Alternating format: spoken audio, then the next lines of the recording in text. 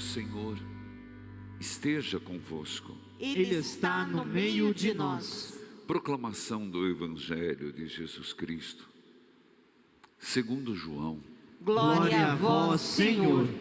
Naquele tempo, disse Jesus a seus discípulos: como o Pai me amou, assim também eu vos amei. Permanecei no meu amor. Se guardardes os meus mandamentos, permanecereis no meu amor, assim como eu guardei os mandamentos de meu Pai e permaneço no seu amor. Eu vos disse isto, para que a minha alegria esteja em vós e a vossa alegria seja plena. Este é o meu mandamento: amai-vos uns aos outros assim como eu vos amei. Ninguém tem maior amor do que aquele que dá a sua vida pelos amigos. Vós sois meus amigos, se fizerdes o que eu vos mando.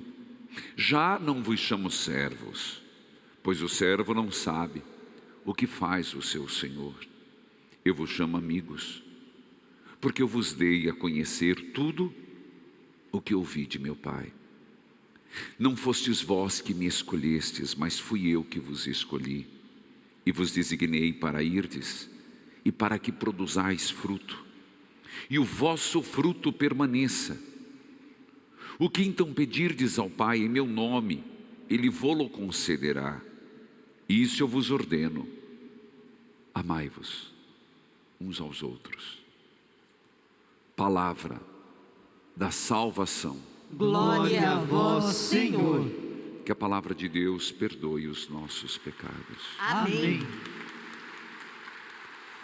Jesus misericordioso, Aumenta nossa fé e confiança. Jesus misericordioso, Aumenta nossa fé e confiança. Jesus misericordioso. Aumenta nossa fé e confiança.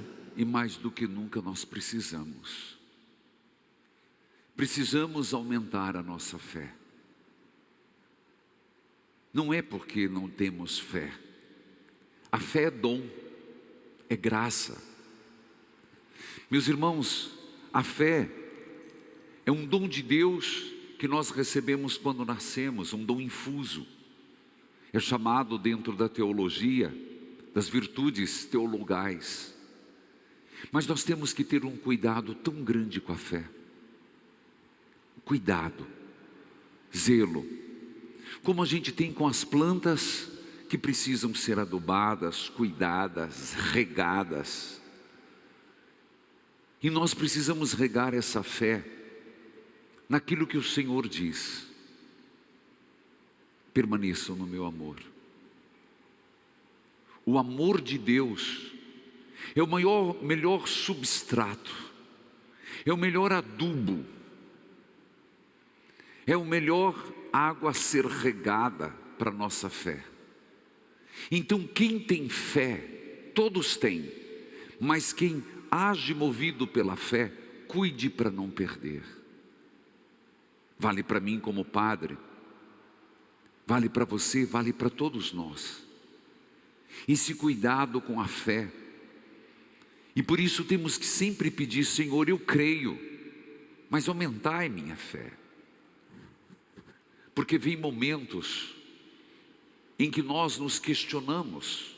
O questionamento em si não é um balançar da fé. O questionamento às vezes é fruto da razão. O questionamento é fruto da emoção. O questionamento é fruto de uma provação. E esse questionamento da fé tem acontecido muito neste período de pandemia. Hoje mesmo atendi no rádio uma pessoa que teve Covid. Nós sempre falamos das sequelas de quem passou pela Covid. Nós falamos, e é triste, há muitos que perdem a mobilidade. Conheço pessoas como Dona Ângela, dificuldade para voltar a andar. Você conhece outra pessoa que fica com problemas respiratórios. Existem outras pessoas que ficam repetitivas no falar, confuso nas ideias. Não é assim? Não é isso que a gente tem escutado? Mas também, como hoje me dizia um senhor, não vou lembrar, que não é um nome muito comum, ele dizendo: depois da Covid eu estou vivendo um medo, uma angústia, uma paranoia, uma aflição, padre, muito grande. Estou vivendo essa situação e está difícil. E tudo isso abala o emocional. As pessoas estão emocionalmente abaladas, quem teve e quem não teve, pelo isolamento, por não poder sair livremente, a própria limitação do uso da máscara, o medo constante de poder pegar, tudo isso abalou. Já faz mais de um ano, gente. Começa a aparecer uma luz no fim do túnel, mas ainda demora. É aqui que eu quero dizer: se agarre em Deus. E quando vier esses momentos angustiantes, quando vier essa situação em que a gente perde o chão, eu disse algumas razões, mas existem outras. Na novena de Santa Rita de Cássia, quem está fazendo comigo? Tem uma frase, inclusive está no Jornal do Evangelizador, que foi mandado este mês. Tem lá a oração, neste Jornal do Evangelizador. Tem uma frase dentro da novena de Santa Rita que representa muito bem. Inclusive eu sempre, quando passo por ela, eu enfatizo no rádio. Na página 6. A vós recorro, no caso difícil e imprevisto, que dolorosamente oprime meu coração. Nós vivemos isso. Às vezes está tudo bem, parece que a gente dá uma relaxada, mas de forma imprevista vem a pancada. De forma imprevista vem algo doloroso que acaba oprimindo o nosso coração. Quem já passou por isso?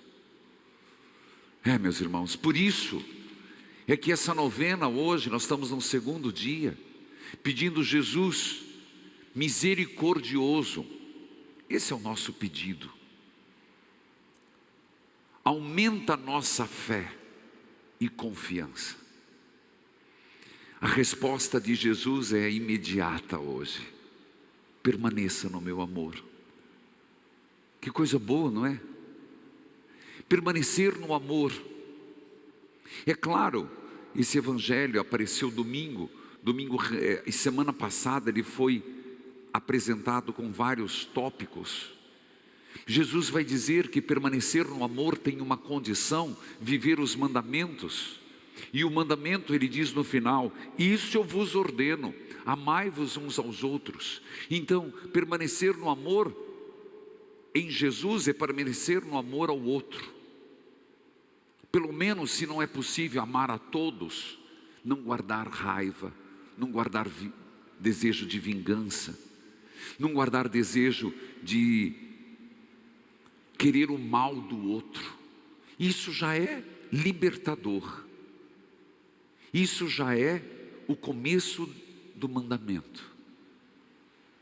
Mas é impressionante que nosso Senhor diz: permaneça no meu amor, porque ninguém tem maior amor do que aquele que dá a vida pelos seus amigos. Ele é o primeiro que deu a vida. Nem todos nós teremos a graça do martírio, porque martírio é uma graça, e muito provável ninguém. Mas há uma forma de martírio diário e contínuo. Há uma forma de martírio que nós podemos viver: o martírio de aceitar o outro no seu defeito, o martírio de não sermos pessoas resmungonas, martírio de sermos pessoas que não falamos mal dos outros, Pessoas que tomam a decisão: eu não falo mal, eu não passo uma informação que denigre a imagem do outro. Isso é um martírio. Um martírio de não usar palavrões dentro de casa. Um martírio de, sempre que possível, tentar olhar o outro, a circunstância, pela perspectiva da bondade. Da bondade. Entende o que eu estou falando? Ou estou falando grego, como diz o ditado? Está entendendo? São martírios contínuos.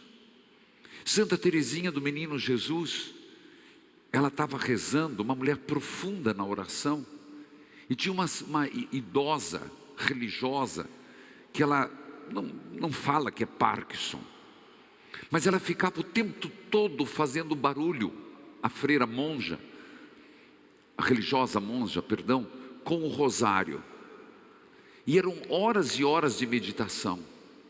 Aquilo a incomodava profundamente, mas ela aceitou aquilo como martírio, mudou tudo, a tal ponto que aquilo se transformou em oração. Muitos santos não foram martirizados, decapitados, apedrejados, mortos, mas viveram o martírio, aceitando as injúrias, as incompreensões, as calúnias que receberam. Falar de São Pio de Pietrelcina, gente, um homem que teve não sei quantos processos, por inveja, no Vaticano, até hoje não tirado, é santo. Olha que contradição, porque encontrou uma pessoa invejosa. Jesus diz: não há maior amor do que aquele que dá a vida pelos seus. Então eu te pergunto, você é uma pessoa que é capaz de oferecer martírios pelo teu casamento? Martírios na aceitação da esposa, do esposo, às vezes de uma pessoa que foi morar na tua casa, você não estava imprevisto. Às vezes teu sogro, tua sogra, você é uma pessoa pacienciosa com uma pessoa idosa. Eu digo sogro e sogra porque tem menos relação de amor. Ser paciencioso, fazer como um martírio de acolher esta pessoa. Uma pessoa com Alzheimer requer muito martírio. Pessoas que às vezes a vida inteira cuidando de um doente, a vida inteira, é um martírio contínuo e constante. Ninguém tem maior amor do que aquele que dá a vida pelos seus amigos. Isso Jesus o fez na cruz. Mas esse martírio hoje me tocava muito. Na verdade, ontem, quando li o Evangelho de hoje, esse martírio que nós somos chamados a fazer no dia a dia, é um exercício, é uma disciplina, é uma decisão. Hoje, esse Evangelho aparece por um motivo. O motivo de celebrarmos a festa de São Matias.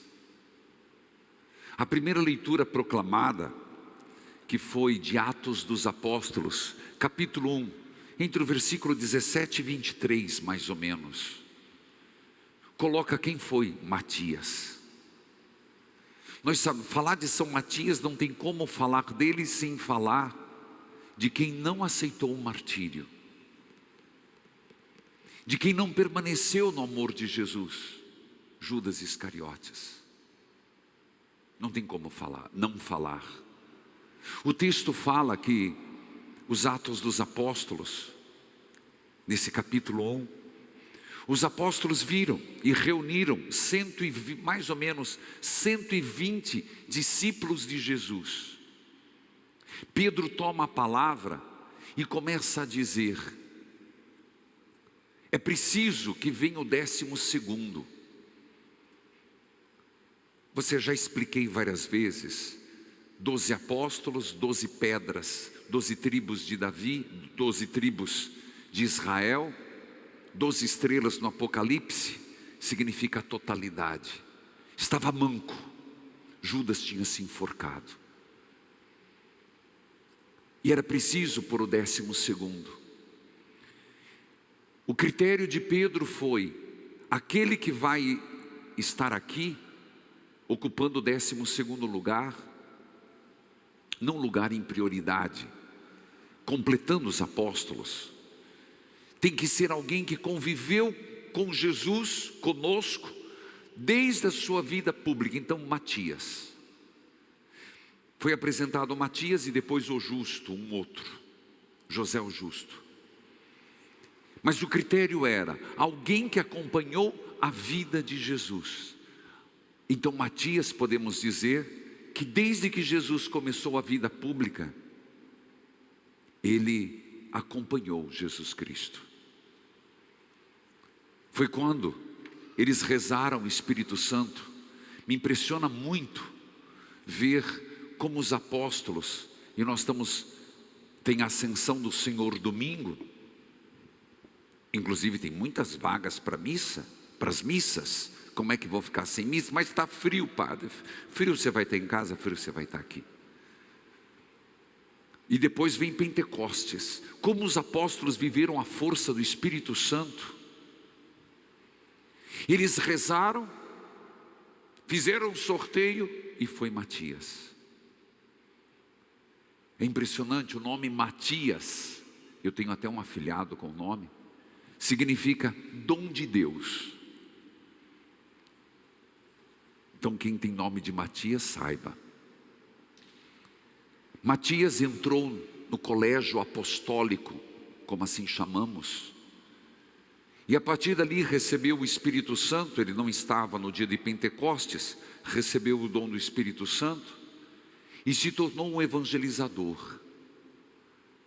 São Matias já estava unido a Cristo e permaneceu unido a Cristo. Permaneceu no amor, foi regado pelo amor, foi sustentado pelo amor. Não se sabe muito sobre Matias, mas ele foi pregar o Evangelho segundo a tradição na Judéia, depois Capadócia, depois na costa do mar Cáspio e depois na Etiópia, nutrido no amor de Jesus, permanecendo no amor, na amizade. O Evangelho fala hoje: já não vos chamamos mais servos, mais amigos. Vamos usar um português coloquial.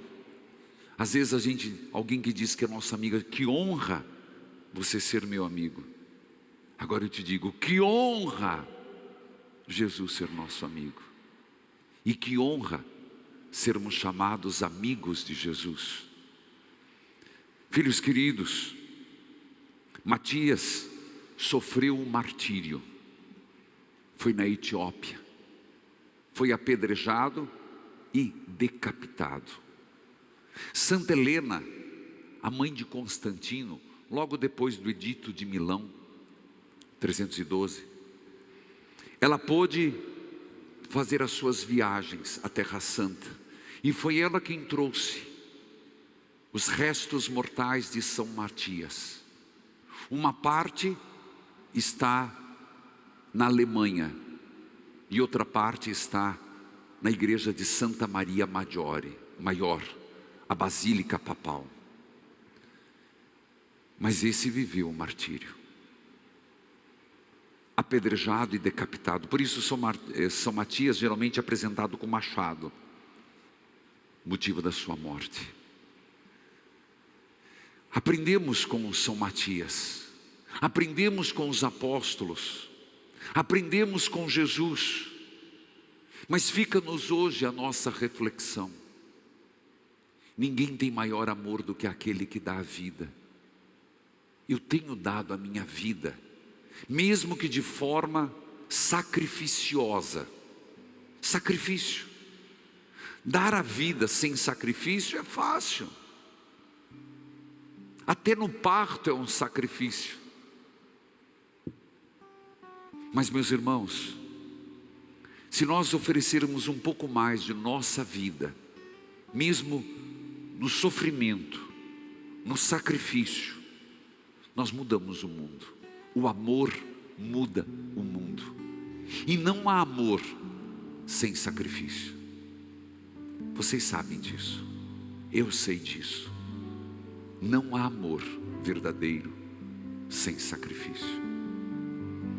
Por isso, é preciso pedir: Jesus misericordioso, aumenta a nossa fé e confiança.